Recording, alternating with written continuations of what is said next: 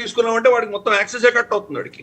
కాబట్టి అంత చేయొద్దు, నువ్వు ఆగు అని చెప్పి చైనా నుంచి కూడా వాడికి వచ్చినట్టు మనకు అర్థం అవుతుంది. కాబట్టి ఓవరాల్ ఇంత ప్రపంచం అంతా వాళ్ళకి వ్యతిరేకంగా ఉండేసరికి వాడు తోక ముడుచుకొని వెనక్కి వెళ్ళేటువంటి ప్రయత్నం చేస్తున్నారు. వాళ్ళ ప్రజలకు ఏదో మొహం చూపించాలి కాబట్టి వాళ్ళు ఏం చేస్తున్నారు, 5 విమానాలను మేము కూలగొట్టాము, అవన్నీ భారత్ సైడే పడిపోయాయి అని చెప్తారు. ఇప్పుడు మనం కోల్డ్ వేసుకున్నాం అనుకో, భారతదేశం ఇంకెంతకంటే ఏం చెప్తుంది, ఆ కూలిపోయాయని చెప్పుకుంటారో ఒప్పుకుంటారో వాళ్ళే ఒప్పుకోరు కదా. మేమే షూట్ డౌన్ చేసాం, చాలా అద్భుతంగా సైన్యం ఇది చేసింది అని చెప్పి మన షెహబాజ్ షరీఫ్ ఇంకొక 2 బిళ్ళలు యాడ్ చేస్తాడు ఆయనకి, అసీం మునీర్కి. ఇప్పుడు షెహబాజ్ షరీఫ్ గురించి మీరు మాట్లాడారు కాబట్టి నా దగ్గర హ్యావ్ ఏ క్వశ్చన్. మీరు అంతర్జాతీయంగా జరుగుతున్న పరిణామాలను చాలా నిశ్చితంగా గమనిస్తున్నారు. April 26th అబెటాబాద్లో ఒక డిఫెన్స్ సెరమనీ జరిగింది. పాకిస్తాన్ రక్షణ శాఖ వాళ్ళు క్లెయిమ్ చేసుకుని, వాళ్ళకి అలాంటి ఉండవు, ఓన్లీ టెర్రరిస్ట్ శాఖ ఏదో ఉంటుంది. ఆ దాంట్లో వాళ్ళు షెహబాజ్ షరీఫ్ ఉన్నాడు, అసీం మునీర్ ఉన్నట్టుగా పిక్చర్స్ రిలీజ్ చేశారు. సాయంత్రం 4:45 నేను టైం కూడా చెక్ చేశాను. సాయంత్రం 4:15 పాకిస్తాన్ మిలిటరీ హాస్పిటల్లో షెహబాజ్ షరీఫ్ అడ్మిట్ అయ్యాడని ఒక ఫోటో రిలీజ్ చేశారు. ఇక్కడున్న షరీఫ్ 1 ఎవరు, అక్కడున్న షరీఫ్ 2 ఎవరు? అసలు వీళ్ళిద్దరు కాకుండా అసలు షరీఫ్ ఎక్కడున్నాడు? అంటే సరే, ఏదో రొటీన్ చెకప్ కి వెళ్ళాడు హాస్పిటల్ గానే, admit he was admitted sir, he was admitted, he is under treatment అని మళ్ళీ రెండో రిలీజ్ కూడా ఇచ్చారు వాళ్ళు. He is under treatment. Treatment doesn't mean he is admitted. అది మెన్షన్ చేశారు sir, he is in hospital, he is constantly under treatment under the surveillance of the military doctors అని ఇచ్చారు. అంటే ఆయన్ని బందీ చేశారా వీళ్ళు, పాకిస్తాన్ సైన్యం ఆయన బందీ చేశారు. ప్లస్ అదొకటి. రెండోది ఏంటంటే, మీరు ట్వీట్ అదే క్షణం అది జరుగుతున్నప్పుడే చేయాలని రూల్ లేదు కదా. మీరు జరిగిన తర్వాత ఎప్పుడైనా ట్వీట్ కూడా చేసుకోవచ్చు దాన్ని. కాబట్టి బహుశా ఇది ఆయన హాస్పిటల్ వాళ్ళకి ముందరే బహుశా ఈ సెరమనీ అయిపోయి ఉండొచ్చు. ఆయన హాస్పిటల్ వెళ్ళిన తర్వాత దాన్ని వాళ్ళు ట్వీట్ చేసి ఉండొచ్చు. కాబట్టి ఆ టైమింగ్ తో పెద్దగా మనం వరి అవ్వాల్సింది ఏం లేదు. కానీ ఆయన పెద్ద ఏమో హాస్పిటలైజ్ అవ్వలేదు. ఆయన ఏదో కొంత ప్రాబ్లమ్ ఇబ్బందులు ఉన్నాయని చెప్పి టెస్టింగ్ వెళ్ళారు, అబ్జర్వేషన్ పెట్టారు. బట్ ఆయన హాస్పిటల్ అడ్మిట్ అయ్యి ఐసీయూలో పడేసి సీన్ లేదు. ఎందుకంటే ఆ దేశంలో ఆయన ఉన్నా ఒకటే లేకపోయినా ఒకటే. ఆయనకి ఏముంది అక్కడ, ఆయనకేం పరపతి లేదు, ఆయనకేం శక్తి లేదు, ఆయన మాట ఎవడు వెండు.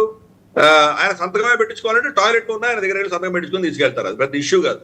కాబట్టి ఆయన సంతకం లేకపోయినా ముందర వీళ్ళు చేసేసి తర్వాత ఆయన సంతకం పెట్టిస్తారు పాత బ్యాక్ డేట్ లో. కాబట్టి అతను ఉన్నా లేకపోయినా దానివల్ల ఏం వచ్చేది లేదు, పోయేది లేదు, దేశానికి ఏం లాభం లేదు, నష్టం లేదు. But how about Asim Munir sir? Asim Munir has been fled from the country అని చెప్పేసి ఇంటర్నేషనల్ న్యూస్ ఏజెన్సీస్ ఎక్కువగా ఈ ప్రచారాన్ని బయటికి తీసుకున్నారు. ఆల్రెడీ దేశం విడిచిపెట్టి వెళ్ళిపోయాడని. ఈ సర్కమ్స్టెన్సెస్లో ఆయన వెళ్ళుంటాడా? లేదు, అదే చాలా తప్పదే. ఏం లేదని పాకిస్తానే ఉన్నాడు కానీ భయంతో ఉన్నాడు. ఎందుకంటే మనం టార్గెట్ ఏం చేస్తాం, ఎక్కడ టార్గెట్ చేస్తామో మనకు తెలియదు. బహుశా రావల్పిండి వీళ్ళ హెడ్ క్వార్టర్స్ లో మనం టార్గెట్ కొడితే బహుశా ఆయనకి ఇబ్బందులు వస్తాయి, లేదా ఆయన ఫ్యామిలీ, ఆయన ఉంటున్నటువంటి భవనాలు, వీటి మీద టార్గెట్ చేస్తామా అని భయపడ్డాడు ఆయన. ఇప్పుడు మనం ఈ టెర్రరిస్టులు మాత్రమే టార్గెట్ చేసేసరికి ఊపిరి తీసుకుంటున్నాడు ఆయన. సడన్ గా కనిపిస్తాడు బయటకు, చూడండి మీరు.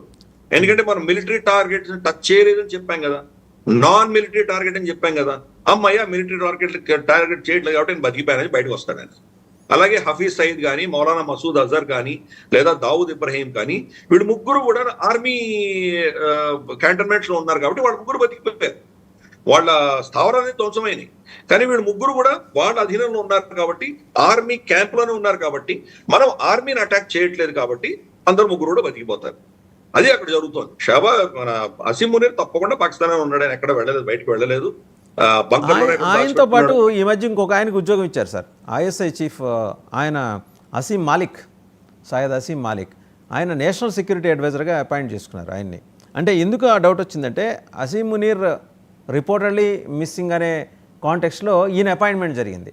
అంటే ఆయన బాధ్యతలు ఈయనకి ఏమన్నా బదలాయించారా, లేకపోతే తాత్కాలికంగా కొన్ని బాధ్యతలు చేపట్టమని ఏమన్నా చెప్పారా? అండ్ రియలీ ఈజ్ ఈ దట్ మచ్ కాంపిటెంట్ ఇనఫ్ అంటే అసీం మాలిక్ ఈయనతో పోలిస్తే, నేను అనేది వాళ్ళిద్దరిలో మునీర్ అండ్ మాలిక్తో పోలిస్తే. ఎందుకంటే మునీర్ తర్వాత ఐఎస్ఐ చీఫ్గా ఆయన బాధ్యతలు చేపట్టాడు. అంటే ఒకటి, ఐఎస్ఐ చీఫ్ అన్నది ఆర్మీ చీఫ్ కంటే చాలా తక్కువ పోస్ట్. అంతకంటే పెద్దది మన కోర్ కమాండర్స్ ఉన్నారు. ఈయన కోర్ కమాండ్ చేయలేదు అసీం మలిక్ ఎప్పుడు కూడా.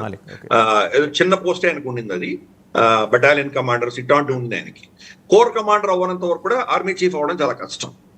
రెండు, మనకు ఎన్ఎస్ఏ అన్నది సివిలియన్ అపాయింట్మెంట్. మొట్టమొదటిసారి ఒక సిట్టింగ్ ఆర్మీ ఆఫీసర్ ని దానికి అపాయింట్ చేయడం అనేది పాకిస్తాన్ చరిత్రలోనే మొదటిసారి. రిటైర్ అయిన వాళ్ళని గతంలో అపాయింట్ చేశారు కానీ సర్వింగ్ వాళ్ళని ఎవరిని అపాయింట్ చేయలేదు. మూడవది, వాళ్ళ దేశంలో ఎన్ఎస్ఐని అపాయింట్ చేసి పైసలు ఇవ్వడానికి కావాల్సినంత బడ్జెట్ కూడా ఉందో లేదో డౌట్ వస్తుంది నాకు. అందుకనే 2 పనులు ఒక ఆయనకి అప్పచెప్పి అదే జీతంతో పని చేయించుకుంటున్నారా అన్నది కూడా మనం చూడాలి, ఆలోచన చేయాలి. సరే, ఎన్ఎస్ఏకి పవర్ లేదు అక్కడ. గతంలో మొయిద్ యూసుఫ్ అని ఒక అతను ఉండేవాడు, అతను డ్యూయల్ సిటిజన్, ఇమ్రాన్ ఖాన్ సమయంలో ఉండేవాడు. ఇమ్రాన్ ఖాన్ వెళ్ళిపోగానే అతను టర్మ్ అయిపోయింది, అమెరికాకి వెళ్ళిపోయి అక్కడ కాలేజ్ పాఠాలు చెప్పుకుంటున్నాడు అతను. కాబట్టి ఎన్ఎస్ఏకి ఏం పవర్ లేదు. ఇన్ఫాక్ట్ అప్పుడు అతను ఇచ్చినటువంటి డాక్ట్రిన్, కమర్ జావేద్ బాజ్వా సమయంలో వాళ్ళంతా తయారు చేసిన డాక్ట్రిన్ ప్రకారం 100 ఏళ్ళు భారతదేశంతో మనం యుద్ధం చేయకూడదు, మనం జియో స్ట్రాటజీ నుంచి మనకు ఏంటంటే మనకు ఎకనామిక్ స్ట్రాటజీకి షిఫ్ట్ అవ్వాలి అని కమర్ జావేద్ బాజ్వా ప్రిన్సిపల్. అంటే మనం మన భూమిని రెంట్కి ఇస్తున్నాం, మనం ఎవరికో రెంట్కి ఇచ్చి మన బడ్జెట్ ని మన దేశాన్ని నడిపించుకుంటున్నాం. ఇలా కాకుండా దీన్ని మనం ఒక పాజిటివ్ గా వాడాలి అన్నది ఆయన ఒక ప్రతిపాదన తీసుకొచ్చారు. దానివల్ల ఏమై ఉండేదంటే, గతంలో మనం కొన్ని కాంట్రాక్ట్స్ అనుకుని దాని గురించి ఆలోచన చేసి మొదలు కూడా పెట్టి ఖర్చు కూడా పెట్టి ఆగిపోయిన ప్రాజెక్ట్స్ చాలా ఉన్నాయి. టాపీ ప్రాజెక్ట్ అని ఒకటి ఉంది, TAPI, Turkmenistan, Afghanistan, Pakistan, India. అక్కడి నుంచి మనకు చమురు కావచ్చు, గ్యాస్ కావచ్చు భారతదేశానికి రావాలని, బికాజ్ మనకు కన్జంప్షన్ చాలా ఉంది. అలాగే మనకు Iran, Pakistan, India IPI project, ఇది కూడా స్టాల్ అయిపోయింది. ఇవన్నీ కూడా మళ్ళీ రివైవ్ అయి ఉండేవి అప్పట్లో, అసీం మునీర్ రాకపోతే కనుక ఆ గతంలో రివైవ్ అయి ఉండేవి. అప్పటి NSA, అప్పటి ఆర్మీ చీఫ్ వాళ్ళందరూ కూడా ఈ దృష్టిలో వాళ్ళు ఆలోచన చేశారు. అది కనుక వస్తే మనకు కూడా ఇక్కడ ఇండస్ట్రీస్ వస్తే మనకు కూడా ఇక్కడ ఏదో అప్లైడ్ దేర్ విజ్డమ్ అని అనుకోవచ్చా సార్? ఇంతకు ముందు ఉన్నోళ్ళు అట్లీస్ట్ లిటిల్ విజ్డమ్ విజ్డమ్ ఏమి కాదు, ప్రాక్టికల్ గా కొన్ని